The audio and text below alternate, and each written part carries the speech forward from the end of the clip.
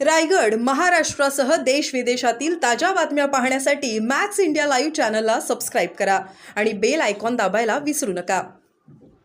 आपण काल ट्विट केला होता, नेमकं काय आहे? कसं आहे की दोन अधिकारी म्हणजे एक राजेश पाटील आणि एक प्रशांत महाजन, ज्यांना अनेक वेळा मी आणि धनंजय देशमुख यांनी सहआरोपी करा या पूर्ण प्रकरणामध्ये अशी मागणी करणारे जे दोन अधिकारी आहेत, ते जर केस न्यायाधीशांबरोबर जर होळी खेळत असतील, तर कुठेतरी हे सगळं खूप गंभीर होत चाललंय असं मला वाटलं.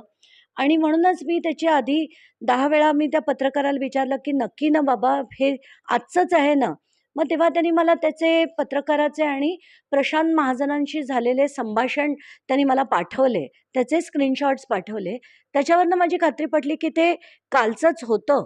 आणि ते बघून मला इतकं शॉकिंग झालं, की कोण आहेत हे 2 अधिकारी, पहिलं ते समजून घेऊ.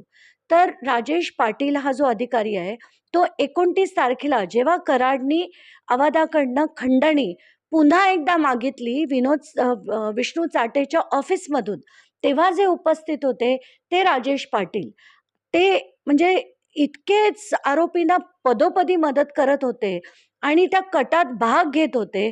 असे राजेश पाटील म्हणा किंवा प्रशांत महाजन, जे पदोपदी पुन्हा आरोपींना मदत करत होते, जे अगदी कट कारस्थानात म्हणजे संतोष देशमुखांचं जे कट कारस्थान 8 तारखेला तिरंगा बंद झालं, तिथे उपस्थित असणारे प्रशांत महाजन आणि ज्या दोन्ही अधिकाऱ्यांवर कारवाई करण्यात आली होती, त्यांच्यावर बडतर्फीची, एकाला निलंबित केलं होतं आणि दुसऱ्या माणसाला देखील त्यांच्यावर कारवाई झाली.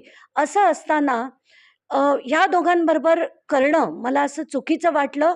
आणि खरं कसं आहे, की जजेस विरुद्ध त्यांना एक model code of conduct follow करावं लागतं. त्यांच्याकडनं त्यांच्या खाजगी जीवनात म्हणा, म्हणजे वैयक्तिक जीवनात म्हणा किंवा सामाजिक जीवनात म्हणा, त्यांना एक प्रोटोकॉल फॉलो करणं त्यांच्याकडनं अपेक्षित असतं. पण तसं त्यांनी केलेलं नाही आहे. म्हणून लॉ अँड ज्युडिशरी आणि प्रिन्सिपल जजकडनं हे प्रकरण त्यांच्याकडनं काढून दुसऱ्या न्यायाधीशांकडे द्यावं, अशी मागणी मी आता करणार आहे.